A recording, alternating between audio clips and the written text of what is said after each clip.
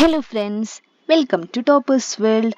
നമ്മൾ ഇന്ന് ചെയ്യാൻ പോകുന്നത് നമ്മുടെ ഹാഫ് ഇയർലി ക്വസ്റ്റ്യൻ പേപ്പറാണ് കേട്ടോ. ഹാഫ് ഇയർലി ക്വസ്റ്റ്യൻ പേപ്പറിൻ്റെ മോഡൽ ക്വസ്റ്റ്യൻ പേപ്പറാണ് ചെയ്യാൻ പോകുന്നത്. നമുക്ക് നമ്മുടെ എക്സാം വരാൻ പോവുകയാണ്, നമ്മുടെ ക്രിസ്മസ് എക്സാം വരാൻ പോവുകയാണല്ലേ. എല്ലാവരും അതിൻ്റെ പ്രിപ്പറേഷനിലായിരിക്കും. അപ്പോൾ ഇന്ന് നമ്മൾ ചെയ്യുന്നത് 4ാം ക്ലാസ്സിലെ കൂട്ടുകാരുടെ എക്സാമിൻ്റെ ക്വസ്റ്റ്യൻ പേപ്പറാണ്. അപ്പോൾ നമ്മുടെ മലയാളത്തിൻ്റെ ക്വസ്റ്റ്യൻ പേപ്പറാണ് ഇടാൻ പോകുന്നത്. മലയാളം മാത്രമല്ല കേട്ടോ, എല്ലാ സബ്ജക്ട്സിൻ്റെ question paper, model question papers നമ്മൾ അപ്ലോഡ് ചെയ്യുന്നുണ്ട്. നമുക്ക് ഒരുപാട് കമൻസ് വന്നിട്ടുണ്ടായിരുന്നു ക്വസ്റ്റ്യൻ പേപ്പർ അപ്ലോഡ് ചെയ്യാൻ വേണ്ടിയിട്ട്, മോഡൽ ക്വസ്റ്റ്യൻ പേപ്പർ. അപ്പോൾ നമ്മൾ എക്സാമിന് ബിഫോർ ഇടുന്ന ക്ലാസ് ആണെങ്കിൽ എക്സാം കഴിഞ്ഞ് കഴിഞ്ഞാൽ നമ്മൾ ക്വസ്റ്റ്യൻ പേപ്പർ ആൻസർ ചെയ്തിട്ടുള്ള ക്ലാസ്സുകളും വരുന്നതായിരിക്കും കേട്ടോ. അപ്പോൾ എല്ലാവരും അതിൻ്റെ നമ്മുടെ എക്സാമിന് ആവശ്യമുള്ള പോർഷൻസ് വരെ കംപ്ലീറ്റ് ചെയ്തിട്ടുണ്ടാവുമെന്ന് കരുതുന്നു. ഏതെങ്കിലും ചാപ്റ്റേഴ്സിലൊക്കെ ഡൗട്ട് ഉണ്ടെങ്കിൽ നമ്മുടെ ക്ലാസ്സുകൾ കണ്ടു നോക്കുക. അപ്പോൾ എക്സാമിന് വരെ നമുക്ക് ഏതൊക്കെ ചാപ്റ്റേഴ്സ് വരും അതെല്ലാം നമ്മൾ അപ്ലോഡ് ചെയ്തിട്ടുണ്ട് കേട്ടോ, ഫുൾ ആൻഡ് ഫുൾ. അപ്പോൾ നിങ്ങൾ നന്നായി പഠിച്ചിട്ട് പോവുക. അപ്പോൾ നമുക്ക് എന്ത് ചെയ്യാം, നമ്മുടെ മോഡൽ ക്വസ്റ്റ്യൻ പേപ്പറിലോട്ട് പോകാം. അപ്പോൾ നമുക്ക് ആസ് യൂഷ്വൽ എല്ലാ വർഷമുള്ള പോലെ തന്നെ എന്തൊക്കെ കാര്യങ്ങളാണ് ബേസിക് ആയിട്ടുള്ളത് നിങ്ങൾക്ക് അറിയാമല്ലോ. എത്ര ആക്ടിവിറ്റീസ് ആണ്, അത് 2 മണിക്കൂറായിരിക്കും എക്സാം ഉണ്ടാവുക. നമ്മുടെ 6 പ്രവർത്തനങ്ങൾ ഉണ്ടാവും. അതിൽ ഫസ്റ്റ് പ്രവർത്തനം കമ്പൽസറി ആയിട്ട് നിർബന്ധമായും ഉത്തരം എഴുതേണ്ടതും, പിന്നെ ബാക്കിയുള്ള പ്രവർത്തനങ്ങളിൽ നിന്ന് 4 പ്രവർത്തനങ്ങൾക്ക് ആൻസർ എഴുതിയാൽ മതി. അപ്പോൾ നിങ്ങൾക്ക് കൃത്യമായിട്ട് അറിയുന്ന ഉത്തരങ്ങൾ എഴുതുക കേട്ടോ. നിങ്ങൾക്ക് അതല്ല കൂടുതൽ ചോദ്യങ്ങൾക്ക് ഉത്തരം എഴുതാൻ അറിയാമെങ്കിൽ സമയമുണ്ടെങ്കിൽ എഴുതാം. അപ്പം നമുക്ക് എന്ത് ചെയ്യാം, നമ്മുടെ പ്രവർത്തനങ്ങൾ ഏതൊക്കെയാണെന്ന് നോക്കാം. ഒന്നാമത്തെ പ്രവർത്തനം എന്ന് പറയുന്നത് ഉത്തരം ഉണ്ട് കേട്ടോ. ഈ ചോദ്യ പേപ്പറിൽ ആൻസറും കൂടി ഉൾപ്പെടുത്തിയിട്ടാണ് നമ്മൾ ക്വസ്റ്റ്യൻ പേപ്പർ ചെയ്തിരിക്കുന്നത്. അപ്പോൾ നിങ്ങൾ വീഡിയോ കാണുന്ന സമയത്ത് ഉത്തരം കോപ്പി ചെയ്യാൻ നിൽക്കാതെ നിങ്ങൾ സ്വയം ഉത്തരം എഴുതിയതിനു ശേഷം ശരിയാണോ എന്ന് ചെക്ക് ചെയ്യാൻ വേണ്ടിയിട്ട് ആൻസേഴ്സ് നോക്കുക. മനസ്സിലായല്ലോ. അപ്പോൾ ഒന്നാമത്തെ പ്രവർത്തനം വായിക്കാം, എഴുതാം. ഇങ്ങനെ ഒരു ക്വസ്റ്റ്യൻ നിങ്ങൾക്ക് എക്സ്പെക്ട് ചെയ്യാം. കാരണം ഒരു പാരഗ്രാഫ്, ഏതെങ്കിലും ഒരു കഥയുടെയോ എന്തെങ്കിലും ഒരു ഭാഗം തന്നിട്ട് അത് വായിച്ചിട്ട് അതിൽ നിന്നൊരു 5 ചോദ്യങ്ങൾ ഉണ്ടാവാം. അങ്ങനെ ക്വസ്റ്റ്യൻ ഇംഗ്ലീഷിൽ നമുക്ക് വരുന്ന ഒരു ക്വസ്റ്റ്യൻ ആണ്. അപ്പൊ നമുക്ക് ഇവിടുത്തെ ചോദ്യം വായിച്ചു നോക്കാം. സ്നേഹം എന്നാണ് നമ്മുടെ ഈ കഥയുടെ പേര് കേട്ടോ. സ്നേഹം. വാനം ചുവന്നു തുടുത്തു, കതിരോൻ പടിഞ്ഞാറും മറയാറായി. കടയിലേക്ക് തിരക്കിട്ട് പോവുകയാണ് അപ്പു. ആകാശത്ത് കാർമേഘങ്ങൾ ഉരുണ്ടുകൂടുന്നത് കണ്ട അവൻ നടത്തത്തിന് വേഗത കൂട്ടി. ചീറിപ്പാഞ്ഞു പോകുന്ന വാഹനങ്ങളെ അവൻ ശ്രദ്ധിച്ചതേയില്ല. കാറ്റും ഇടിമിന്നലും അന്തരീക്ഷത്തെ ഭീകരമാക്കി. 1 കിലോ ചെറിയുള്ളി കടലാസ് സഞ്ചിയിൽ വാങ്ങി കടയിൽ നിന്ന് തിരിച്ചതേയുള്ളൂ. മഴത്തുള്ളികൾ ആകാശത്തു നിന്ന് ഭൂമിയിൽ പതിക്കാൻ തുടങ്ങി. മഴയുടെ ശക്തി കൂടി. നനഞ്ഞു കുതിർന്ന കടലാസ് സഞ്ചി പൊട്ടി ഉള്ളികൾ ചിതറിത്തെറിച്ചു. എന്തു ചെയ്യണമെന്നറിയാതെ അവൻ പകച്ചു നിന്നു. അവൻ ഉള്ളി വാരിക്കൂട്ടി. പക്ഷെ എങ്ങനെ കൊണ്ടുപോകും? കുടചൂടി വന്നിരുന്ന മനു ഈ കാഴ്ച കണ്ടു. സമീപത്തുള്ള തേക്കിന്റെ ഇലകൾ പൊട്ടിച്ച് വലിയ കുമ്പിളുണ്ടാക്കി ഉള്ളി വാരിയെടുത്ത് അതിലേക്കിട്ടു. കുമ്പിൾ കെട്ടി അപ്പുവിന് നൽകി. മനുവിന്റെ കഴിവ് കണ്ട അപ്പു അതിശയിച്ചു പോയി. മനു അപ്പുവിനെ തന്റെ കുടയിൽ ചേർത്ത് നിർത്തി അപ്പുവിന്റെ വീട് ലക്ഷ്യമാക്കി നീങ്ങി. സന്തോഷം കൊണ്ട് കൊന്നമരം അവർക്കുമേൽ പൂക്കൾ പൊഴിച്ചു. ഒരേ ക്ലാസ്സിൽ പഠിച്ചിട്ടും ഇതുവരെ മനുവിനോട് വേണ്ടത്ര അടുപ്പം കാണിക്കാത്തതിൽ അപ്പുവിന് വിഷമം തോന്നി. പരീക്ഷകളിൽ കുറഞ്ഞ ഗ്രേഡ് ലഭിച്ചിരുന്ന മനുവിന്റെ കഴിവും സ്നേഹവും അനുഭവിച്ചറിഞ്ഞ നിമിഷം. ആരും അത്ര നിസ്സാരരല്ല. ഓരോരുത്തർക്കും മറ്റുള്ളവരെ എന്തെങ്കിലും പഠിപ്പിക്കാനാകും, അവൻ ഓർത്തു. ഇതിൽ കതിരോ എന്ന് വെച്ചാൽ സൂര്യൻ എന്നാണ് അർത്ഥം. ഇല പൊട്ടിക്കുക വെച്ചാൽ ഇല അടർത്തിയെടുക്കുക. കഥ വായിച്ചല്ലോ. താഴെ തന്നിരിക്കുന്ന ചോദ്യങ്ങൾക്ക് ഏറ്റവും യോജിച്ച ഉത്തരം തിരഞ്ഞെടുത്തെഴുതൂ. ഒന്നാമത്തെ ചോദ്യം, കഥയിൽ സന്ധ്യാസമയമായി എന്ന് സൂചിപ്പിക്കുന്ന വാക്യമേത്? വാനം ചുവന്നു തുടുത്തു, ആകാശത്ത് കാർമേഘങ്ങൾ ഉരുണ്ടുകൂടുന്നു, കതിരോൻ പടിഞ്ഞാറു മറയാറായി, പ്രഭാത രശ്മികൾ ഭൂമിയെ തലോടി. എന്താണ് ഇതിലെ ഏറ്റവും നമുക്ക് വായിക്കുന്ന സമയത്ത് ഇപ്പൊ വാനം ചുവന്നു തുടുത്തു പറഞ്ഞാലും സന്ധ്യാസമയത്ത് നമുക്ക് എഴുതാൻ പറ്റും അല്ലേ. പക്ഷെ കുറച്ചുകൂടെ നമുക്ക് സന്ധ്യാസമയവുമായി റിലേറ്റ് ചെയ്യുന്ന സെന്റൻസ് എന്ന് പറയുന്നത് കതിരോൻ പടിഞ്ഞാറു മറയാറായി. ഇതാണ് ഉത്തരം. അടുത്തത് രണ്ടാമത്തെ ചോദ്യം, കഥയിൽ ആകാശത്തിന് പകരം ഉപയോഗിച്ചിരുന്ന പദം ഏതാണ്? ഏതാണ് ആകാശത്തിന് പകരം? അതെ, വാനം. മൂന്നാമത്തെ ചോദ്യം, മനു അപ്പുവിനെ സഹായിച്ചത് എങ്ങനെ? എന്താണ്? ഇലക്കുമ്പിൾ ഉണ്ടാക്കി നൽകി, വീട്ടിലെത്തിച്ചു, കൂടെ പിടിച്ചു കൊടുത്തു. എങ്ങനെയാണ്? എന്റെ ഉത്തരം എന്താ? എ ആണ് അല്ലേ. തേക്കിലെ കുമ്പിളിൽ ഉള്ളി പൊതിഞ്ഞു നൽകി കുടയിൽ ചേർത്ത് നിർത്തി വീട്ടിലെത്തിച്ചു. അപ്പൊ അത് ഫുള്ളായിട്ട് അത് എഴുതണം കേട്ടോ. നാലാമത്തെ ചോദ്യം, മനുവിന്റെ സ്നേഹവായ്പിൽ പ്രകൃതി പോലും ആഹ്ലാദിച്ചു എന്ന് സൂചിപ്പിക്കുന്ന വാക്യമേത്? ഏതാണ് ഇതിൽ ഉത്തരം? എ, മഴത്തുള്ളികൾ ആകാശത്ത് നിന്ന് ഭൂമിയിൽ പതിക്കാൻ തുടങ്ങി. ബി, കതിരോൻ പടിഞ്ഞാറു മറയാറായി. സി, സന്തോഷം കൊണ്ട് കൊന്നമരം അവർക്കുമേൽ പൂക്കൾ പൊഴിച്ചു. ഡി, കാറ്റും ഇടിമിന്നലും അന്തരീക്ഷത്തെ ഭീകരമാക്കി. ഏതാണ് ഉത്തരം? എന്താ? അതെ, ഏതാണ്? സി ആണ് അല്ലെ. കതിരോൻ അല്ല, സി, സന്തോഷം കൊണ്ട് കൊന്നമരം അവർക്കുമേൽ പൂക്കൾ പൊഴിച്ചു. അഞ്ചാമത്തെ ചോദ്യം, ഈ സംഭവത്തിന് ശേഷം മനുവിനെ കുറിച്ച് അപ്പുവിന് മനസ്സിലായ കാര്യമെന്ത്? എ മനുവിന്റെ കഴിവും സഹജീവി സ്നേഹവും, ബി ആരുമായും കൂട്ടുകൂടാത്ത സ്വഭാവം, സി ആരെയും സഹായിക്കാത്ത പ്രകൃതം, ഡി പരീക്ഷകളിൽ കുറഞ്ഞ ഗ്രേഡ് ലഭിക്കുന്ന കുട്ടി. ഇതിൽ ഏതാണ് മനുവിന്, എന്താണ് അപ്പുന് മനസ്സിലായ കാര്യം, എന്താ മനുവിനെ കുറിച്ചിട്ട്? മനുവിന്റെ കഴിവും സഹജീവി സ്നേഹവും. ഇപ്പൊ ഇതില് ഒന്നാമത്തെ പ്രവർത്തനം നിങ്ങൾക്ക് എന്തെങ്കിലും ഡൗട്ട് വരുന്ന രീതിയിൽ എന്തെങ്കിലും ഉണ്ടോ ചോദ്യം? ഒന്നുമില്ല അല്ലെ? അത് വായിക്കാൻ അറിഞ്ഞാൽ മതി. വായിച്ചിട്ട് അല്ല അർത്ഥം കൂടെ ഒരുപാട് ടഫ് ആയിട്ടുള്ള വാക്കുകളൊന്നും അല്ല, നമുക്ക് സാധാരണ വായിച്ചാൽ മനസ്സിലാവുന്ന രീതിയിലാണ്. അത് വൃത്തിയായിട്ട് വായിച്ചു കഴിഞ്ഞാൽ നമുക്ക് 5 ചോദ്യത്തിനുള്ള മാർക്ക് കിട്ടും. 5 മാർക്കും ഫുൾ ആയിട്ട് കിട്ടും. അടുത്ത പ്രവർത്തനം, രണ്ടാമത്തെ പ്രവർത്തനം, വിളംബരം തയ്യാറാക്കാം. പോതനൂർ ഗ്രാമപഞ്ചായത്തിന്റെ ആഭിമുഖ്യത്തിൽ 2024 ഡിസംബർ 20 മുതൽ 23 വരെ LP വിഭാഗം കുട്ടികളുടെ സെവൻസ് ഫുട്ബോൾ മത്സരം സംഘടിപ്പിക്കുന്നു. ഫുട്ബോൾ മേളയുടെ ഉദ്ഘാടനം 2024 ഡിസംബർ 20 തീയതി രാവിലെ 10 മണിക്ക് പഞ്ചായത്ത് മൈതാനത്ത് വെച്ച് പ്രശസ്ത ഫുട്ബോൾ താരം ശ്രീ IM വിജയൻ നിർവഹിക്കുന്നു. മേളയുടെ പ്രചാരണത്തിനായി ഒരു വിളംബരം തയ്യാറാക്കുക. കണ്ടോ വിളംബരം? കണ്ടില്ലേ? ഇതാണ്. അപ്പൊ എങ്ങനെ നമുക്ക് തയ്യാറാക്കുക? ഒരു അനൗൺസ്മെന്റ് മാതിരി കേട്ടോ. നമുക്ക് വിളംബരമാണ് തയ്യാറാക്കേണ്ടത്. എല്ലാവരുടെയും ശ്രദ്ധയ്ക്ക്. നമ്മളിവിടെ ടൈപ്പിംഗ് മിസ്റ്റേക്ക് ആണ് കേട്ടോ. പോത്തൂർ ഗ്രാമപഞ്ചായത്ത് അല്ല, പോതനൂർ. ഇതാണ് കേട്ടോ എഴുതേണ്ടത്. പോതനൂർ ഗ്രാമപഞ്ചായത്തിന്റെ ആഭിമുഖ്യത്തിൽ LP വിഭാഗം കുട്ടികൾക്കായുള്ള സ്പോർട്സ് ഫെസ്റ്റിവൽ 2024 ഡിസംബർ 20 തീയതി രാവിലെ 10 മണിക്ക് പഞ്ചായത്ത് മൈതാനത്തിൽ വെച്ച് പ്രശസ്ത ഫുട്ബോൾ താരം ശ്രീ IM വിജയൻ നിർവഹിക്കുന്നു. വിവിധ കായിക മത്സരങ്ങളും വിജയികൾക്ക് ആകർഷകമായ സമ്മാനങ്ങളും ഉണ്ടായിരിക്കുന്നതാണ്. എല്ലാ കുട്ടികളെയും രക്ഷിതാക്കളെയും ഈ പരിപാടിയിൽ പങ്കുചേരാൻ ഹൃദയപൂർവ്വം ക്ഷണിക്കുന്നു. എല്ലാവർക്കും സ്വാഗതം. അപ്പോൾ എന്താണ് വിളംബരം പറഞ്ഞാൽ നമ്മൾ വാരി വലിച്ച് നിറയെ എഴുതേണ്ട കാര്യമില്ല. വളരെ നല്ല വിഷയം ഉണ്ടായിരിക്കണം. എന്താണ് വിഷയം എന്നുള്ളത് ഉണ്ടായിരിക്കണം.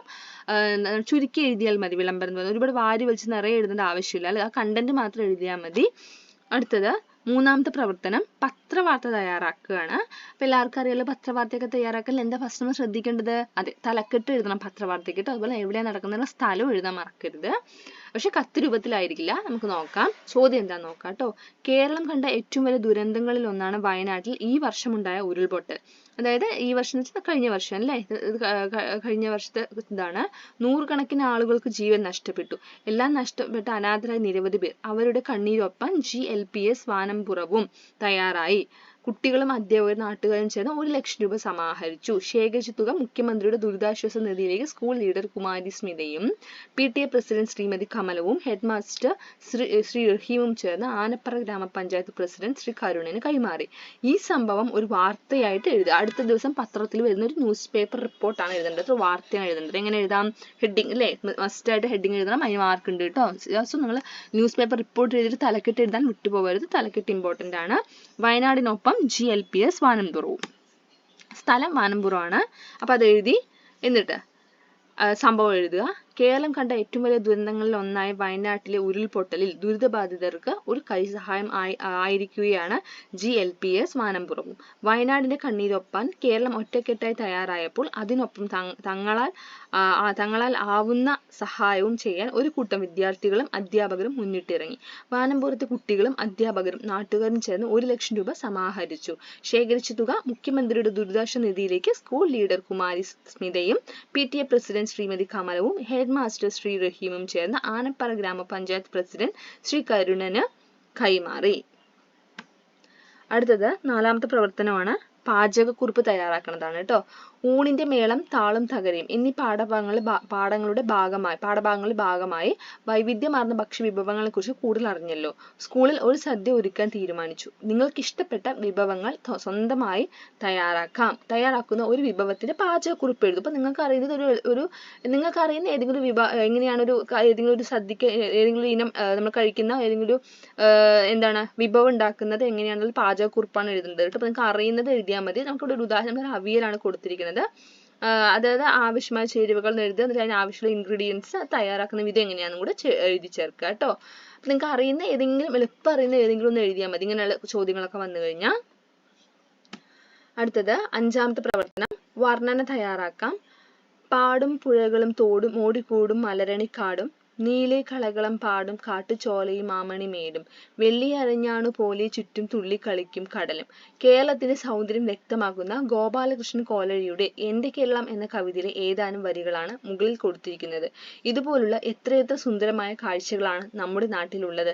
കേരളത്തിന്റെ പ്രകൃതി ഭംഗി വർണ്ണിച്ചെഴുതുക. കേരളത്തിന്റെ പ്രകൃതി ഭംഗി വർണ്ണിച്ചിട്ട് ഒരു കുറിപ്പ് എഴുതാനാണ് പറയുന്നത്. എൻ്റെ സ്വന്തം കേരളം. കേരളം ദൈവത്തിന്റെ സ്വന്തം നാടെന്ന് വിളിക്കപ്പെടുന്നത് അതിന്റെ അതിമനോഹരമായ പ്രകൃതി സൗന്ദര്യം കൊണ്ടാണ്. പച്ചപ്പുള്ള നെൽവയലുകൾ, തെങ്ങിൻ തോപ്പുകൾ, ഒഴുകുന്ന നദികൾ, മനോഹരമായ കായലുകൾ, തണുത്ത കാറ്റോടെ നിൽക്കുന്ന മലനിരകൾ എന്നിവ കേരളത്തിന്റെ പ്രകൃതി ദൃശ്യങ്ങളെ അതിവിശേഷമാക്കുന്നു. മഴക്കാലത്ത് പച്ചപ്പിൽ തിളങ്ങുന്ന ഭൂമി ആരെയും ആകർഷിക്കുന്നു. പുഴകളുടെ കളകളനാദവും ഇളം കാറ്റിന്റെ സ്പർശവും വൈവിധ്യമാർന്ന പൂക്കളും പക്ഷികളും മനസ്സിന് സന്തോഷം നൽകുന്നു. ഇങ്ങനെ മനോഹരമായ പ്രകൃതി സൗന്ദര്യം നിറഞ്ഞ ഒരു നാടാണ് നമ്മുടെ കേരളം.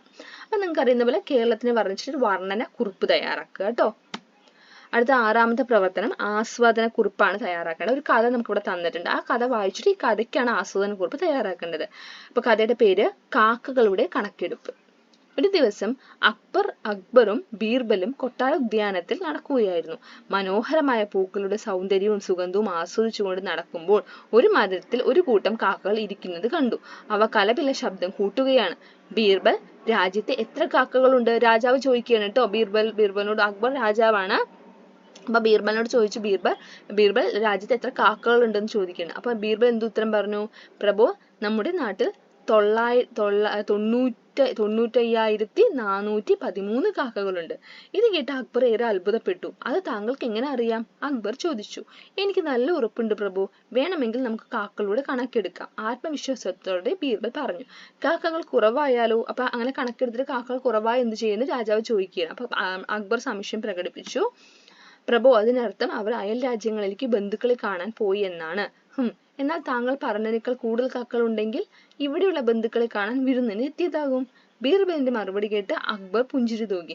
യുക്തിസഹമായ ഏതു പ്രശ്നങ്ങളും വളരെ വേഗത്തിൽ മറുപടി പറയാൻ കഴിയുന്ന ബീർബലിനെ പ്രശംസിച്ചു. പാരിതോഷികവും നൽകി. രസകരമായ ഈ കഥയ്ക്ക് ഒരു ആസ്വാദനക്കുറിപ്പ് തയ്യാറാക്കുക. ആസ്വാദനക്കുറിപ്പാണ് കേട്ടോ. അപ്പൊ കുറച്ച് ഡീറ്റെയിൽ ആയിട്ട് നമ്മൾ മാർക്ക് എത്രയാണോ ആ മാർക്കിന്റെ അടിസ്ഥാനത്തിൽ എഴുതുക. കുറച്ച് ഡീറ്റെയിൽ ആയിട്ട് എഴുതാൻ ശ്രമിക്കുക. വളരെ ചുരുക്കി ഒരു 5-6 വരി എഴുതിയാൽ പോരാ, കാരണം ആസ്വാദനക്കുറിപ്പാണ്. കാക്കകളുടെ കണക്ക് എന്ന ഈ കഥ അക്ബറും ബീർബലും തമ്മിലുള്ള ഒരു മനോഹര സംഭവത്തെ ആസ്പദമാക്കിയുള്ളതാണ്. ബുദ്ധിയും ചിന്താശേഷിയും ഉപയോഗിച്ചാൽ എത്ര വലിയ പ്രശ്നവും എളുപ്പത്തിൽ പരിഹരിക്കാനാകുമെന്ന് ഈ കഥ നമ്മെ ബോധ്യപ്പെടുത്തുന്നു.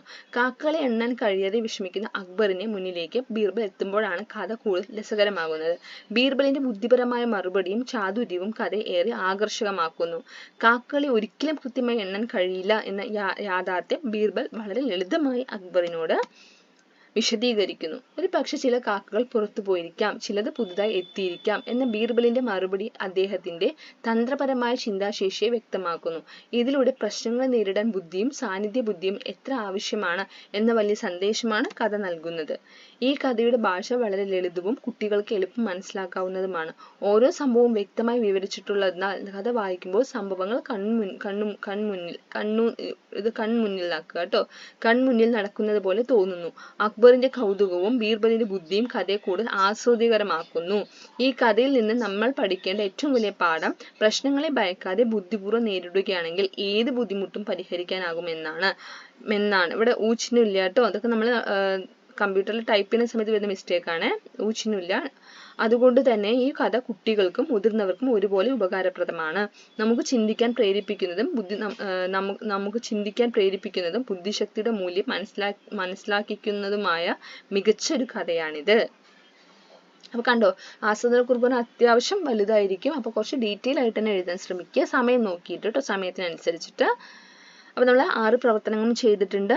അപ്പൊ വളരെ എളുപ്പമുള്ള ഒരു മോഡൽ ക്വസ്റ്റ്യൻ പേപ്പർ തന്നെയായിരുന്നു. ഇത് ടഫ് നമുക്ക് പറയാൻ പറ്റില്ല. അപ്പൊ എക്സാമിന് സമയം നോക്കുക. ക്വസ്റ്റ്യൻ വായിച്ച് ആദ്യത്തെ കുറച്ച് സമയം ക്വസ്റ്റ്യൻ വായിക്കാനുണ്ടാവും. അത് വൃത്തിയായിട്ട് വായിച്ചു നോക്കിയിട്ട് ഏതൊക്കെയാണ് എളുപ്പം എഴുതാൻ പെട്ടെന്ന് കിട്ടുന്ന ചോദ്യങ്ങൾക്കൊക്കെ ആദ്യം ആൻസർ ചെയ്യുക കേട്ടോ. അല്ലാതെ കിട്ടാത്ത ചോദ്യം വെച്ച് വായിച്ചുകൊണ്ട് അങ്ങനെ ഇരിക്കരുത്, സമയം വേസ്റ്റ് ചെയ്യരുത്. അപ്പൊ വൃത്തിയായിട്ട് തന്നെ അറിയുന്ന ഉത്തരങ്ങളൊക്കെ വൃത്തിയായിട്ട് തന്നെ എഴുതുക. അപ്പൊ എല്ലാവരും നന്നായിട്ട് തന്നെ എക്സാം എഴുതുക. All the best. അപ്പൊ നമുക്ക് നെക്സ്റ്റ് ക്ലാസ് അപ്ലോഡ് ചെയ്യുന്നവരെ ബൈ.